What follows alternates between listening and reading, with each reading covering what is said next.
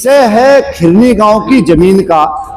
आज पंचायत हमने इसलिए बुलाई कि जिस दिन से ये प्रकरण हुआ, पहले दिन से हम लगातार ये बात कह रहे हैं कि भाई हमें प्रशासन पे विश्वास है, प्रशासन कागज देख ले और वो जांच कर ले, अगर हमारे पक्ष में है तो हमारे पक्ष में हो जाएगी।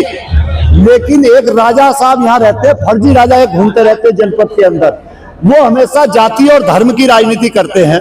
वो फर्जी राजा साहब ये भूल गए कि जब से इस देश के अंदर लोकतंत्र आया, तो लोकतंत्र जब से आया तो अंबेडकर साहब ने कानून में लिखा कि अब जा कोई रानी अपने पेट से राजा पैदा नहीं करेगी। तो एक राजा साहब आ गए, वो इस मुकालते में घूम रहे हैं इस जनपद के अंदर गंदगी फैलाते हुए कि कानून अभी भी हमारे किले के अंदर ही छपता है। तो हम उनका वो वहम निकालने के लिए यहाँ इकट्ठा हुए हैं कि कानून किले में नहीं छपता, वो दौर चला गया। कानून जो कानून है, कानून अपना काम करेगा।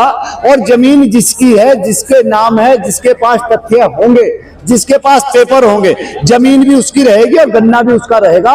राजशाही के बहन में या सत्ता के नशे में पागल होकर के किसी की जमीन अगर छीनने का काम करोगे तो ये जनता आपकी लंगोटी पाड़ने का काम करेगी।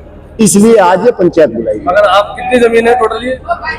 ये तो 12 बीघे जमीन का विषय है, लेकिन इससे अलग एक 48 बीघे जमीन, जिस जमीन पर वो अभी हमें पता चला, उस 48 बीघे जमीन की 1943 की वसीयत इन लोग ने दिखाई।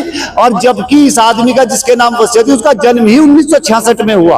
और उसके खिलाफ ये आश्चर्यचकित करने वाली बात है, ये पेपर मेरे पास है, एसडीएम की जांच, तहसीलदार की जांच, एडीएम की जांच, दो बार सीओ की जांच, ये सारे पेपर झुटला करके उनको सच साबित करना चाहते हैं और उन भूमाफियाओं का सहयोग करने का काम करते हैं।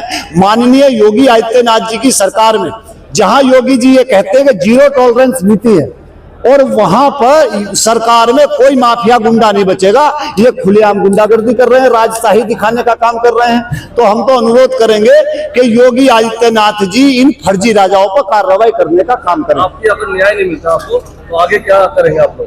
देखो, हम तो पब्लिक के आदमी, हमें ना कुर्सी चाह रही, ना हमें विधायक बनना, ना हमें मंत्री बनना, ना हमें सरकार में शामिल होना। इनकी कुर्सी टांगों के नीचे तो खींच लेंगे हम टांगों के नीचे तो कुर्सी खींच लेंगे। जो जौन से जातिवाद और धर्मवाद की लड़ाई करवाते फिर रहे हैं ना, और माफियागिरी कर रहे हैं, इनकी कुर्सी इनकी टांगों के नीचे तो खींच लेंगे। तो आप क्या भारतीय जनता पार्टी के पूर्व एमपी है, वो जमीन कब्जा कर रहे हैं, आपका आरोप है? अरे पूरी तरह से जमीन कब्जा रहे हैं, जमीन कब्जवा रहे हैं, माफियाओं का साथ दे रहे हैं। अरे राजा साहब, एक राजा साहब घूमते रहते जनपद के अंदर, फर्जी राजा है, स्वयंभू राजा है। अब आप भारतेंद्र सिंह नहीं, अब आप ये समझो कि राजशाही खत्म हुए इतने दिन हो गए। आज भी अगर कोई आदमी राजा लिख रहा है खुद को, तो वो कितना अहंकारी आदमी होगा, कितना नकली आदमी होगा, कितना बनावटी आदमी होगा। नकली लोग राजा खुद को लिख रहे हैं, और उन राजाओं, वे लोग राजा लिख रहे हैं जिन राजाओं को अपनी रानियों से फुर्सत नहीं है। तो वे जनता का क्या ध्यान करेंगे जिन राजाओं को रानियों से फुर्सत नहीं? देखिए, एक कोटद्वार के प्रिंटिंग प्रेस वाले हैं, उनका कहना है कि उन्होंने जब 2022 में चुनाव लड़ा था तो अपने यहाँ कैलेंडर छपवाएंगे, उसका 1 लाख रुपए में बकाया, वो नहीं दे रहा। वो वीडियो भी मैंने देखी है, मैं उस आदमी से मिला नहीं, लेकिन वीडियो मैंने देखी है। लेकिन मेरी जानकारी में इतना है कि राजा साहब ने अपने सगे भाइयों के साथ बेईमाना कर रखा है, जालपुर के उनके रिश्तेदार उनके साथ बेईमाना कर रखा है, राजा साहब ने तमाम लोगों के साथ बेईमाना कर रखा है। ये सब चुनाव लड़ने की तैयारी के लिए कर रहे हैं, मुद्दा बना रहे हैं। शायद किले की ईंटों सीमेंट विमेंट के पैसे ना बचे हों, पुराने राजा सीमेंट के ईंट के पैसे वैसे खत्म हो गए हों, तो कुछ इसलिए करते फिर रहे हो, ऐसा भी हो सकता है। ठीक है, धन्यवाद।